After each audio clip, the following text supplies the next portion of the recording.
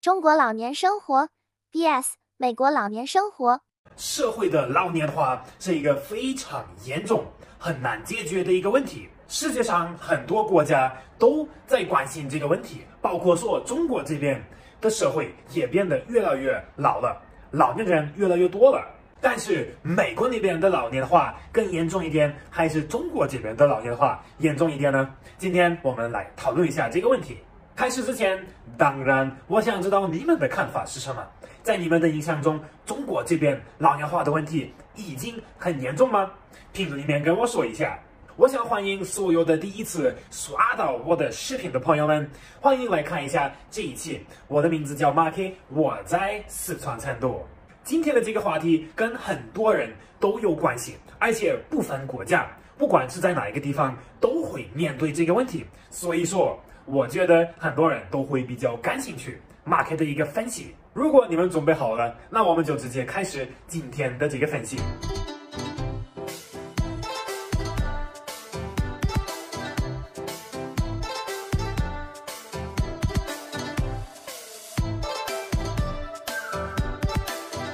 我的朋友们，今天我们成都这边终于出太阳了，马哥今天太开心了！你们看一下这个太阳，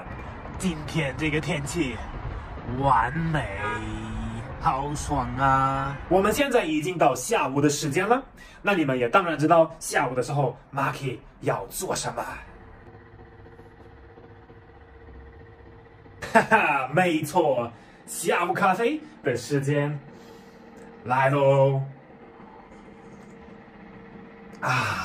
喝完了，我的朋友们，然后现在 Marky 要出去享受一下成都今天的太阳，咱们一起去散会儿步吧。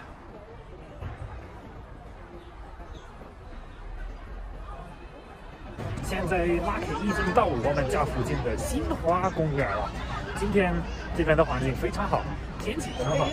，Marky 都感觉我穿多了，都有点热了。你们看一下今天这边多热闹啊！这边全部坐满了，然后这个草坪上面全是人，哇，真有意思。成都这边只要一出太阳，外面全是人，大家都要出来享受太阳，真好！哇，这个树看起来好有意思。这边还有人在拍照。包括说现在刚才已经看到很多老年人在这边活动，在这边晒太阳、享受、喝咖啡、打牌等等，哇，厉害了！在这边散步，在里头喝茶，哎，哇，这个是什么？这还有一个新的。有意思，反正就是中国这边的老年人也过得巴适得很，特别安逸。每天就是遛娃、遛孩子、遛狗，然后出去晒晒太阳、打打牌、运动一下、跳广场舞、喝茶，各种各样的这样的活动，我还是觉得非常不错，也是非常健康。我这么感觉，他们过得和 Marky 差不多。难道我已经是老年人了吗？然后我们再来看一个视频，再了解更深一点中国这边老年人的生活是什么样子的。中国老年人的招牌活动叫广场舞，一个非常好、非常优秀的一个活动，好多人都在一起，然后锻炼身体、跳舞，好热闹啊！包括说 Marky 上次也做过一个视频，我也尝试过中国这边的广场舞，是一个非常不错的活动。这个就很好的代表着描述中国这边老年人的一个生活。那么中国这边的老年人生活基本上了解了之后，咱们再来对比一下美国那边、国外那边老年人生活是一个什么样子的。其实国外的老年人生活和中国这边的一个区别还挺大的，所以说今天我来说一下3个比较大的区别。第一个就是独立，或者也可以说孤独，因为中国这边的老年人喜欢一大一群人都在一起，过得很热闹，打牌、去运动、去跳广场舞。那么我们欧洲，包括说美国那边的老年人，都是一个人或者2个人过的。包括说中国这边很多家庭都是3个代的人都一起生活在一个房子里面，可能在美国那边老年人都会自己住，不会跟他们孩子一起住。那么第2个区别是在经济上面，因为中国这边的老年人基本上不花钱，花的非常非常少，非常省钱，而且大部分的钱都是给他们的孩子和孙子花，也就是说很少舍得在自己的身上花很多钱去做一些高消费的事情。那么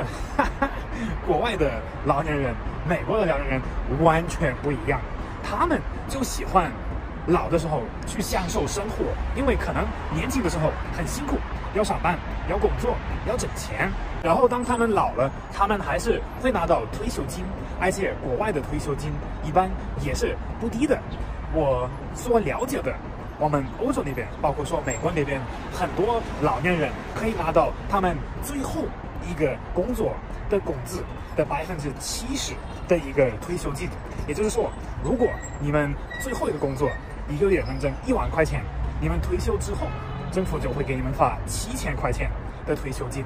那对老年人来说还是可以。那么有这个经济条件在这儿，咱们就可以说一下第3个区别，那就是我们老年人的活动和消费的观念和习惯。中国这边老年人早上的时候去买菜，菜市场买菜，然后做饭，然后带孩子；下午的时候出来喝个咖啡，喝个下午茶，打打牌，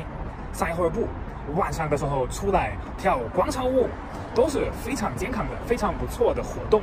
但是也都是比较省钱的活动，都不舍得在自己身上花，都是在家庭上面花。但是我们欧洲和美国那边的老年人就完全不一样，因为我们没有这个习惯和自己的孩子、自己的孙子住在一起，那没有这些，他们就没有这个必要去在他们身上花钱、花时间。那么他们的时间和钱会用到什么上面呢？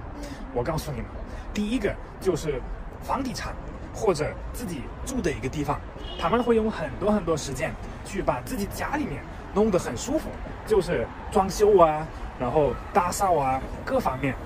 按照他们喜欢的一个感觉来弄。所以我们那边的老年人就在自己的房子、自己的园子里面会花很长时间，会去种树啊，去弄草啊，然后去装修房子啊，做各种各样的装饰啊等等。然后这些事情他们都是自己做的，不是请的人做的，都是自己做，所以肯定也比较花钱，比较花时间。那么还有一个地方就是在自己身上，我们那边的老年人比较愿意在自己身上花钱，毕竟他经济情况还不错，然后平时也不怎么用得到，也平时不怎么需要这些钱，所以他们就会愿意花在自己的一些爱好上面。就比如说老年人比较喜欢去旅游，去坐轮船，或者说收集一些比较老的东西，收集手表，或者买一些比较好的车。如果说这些事情让他们很开心，感觉很好，他们就非常舍得在这些事情上面花钱和时间。我觉得这个可能是区别最大的一个地方，也是一个非常有意思的事情。因为你们可能也看到过，经常可以看到一些新闻、一些视频，就是国外的美国那边的老年人经常出去旅游、出去耍，甚至去做一些比较危险的事情，这个是非常正常的。也就是说，一些比较让他们开心的事情，他们就愿意去做，愿意在这个上面去花钱。中国这边可能更多的考虑的就是不是自己，是自己的家庭未来以后的事情。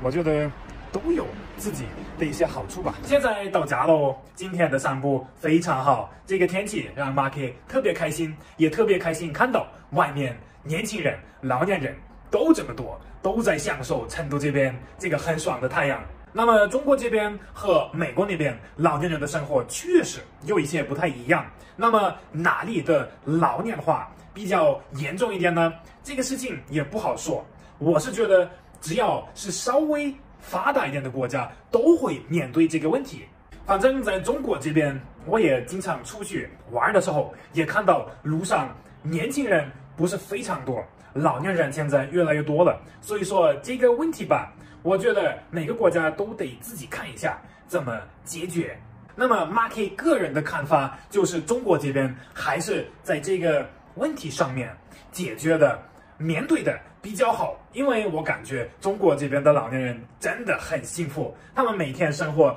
没什么压力，他们哪怕没有钱也可以过得很开心，这个就是一个很重要的一个点。但是我的朋友们 ，Marky 今天的这个分享也马上就结束了。现在我想问一下你们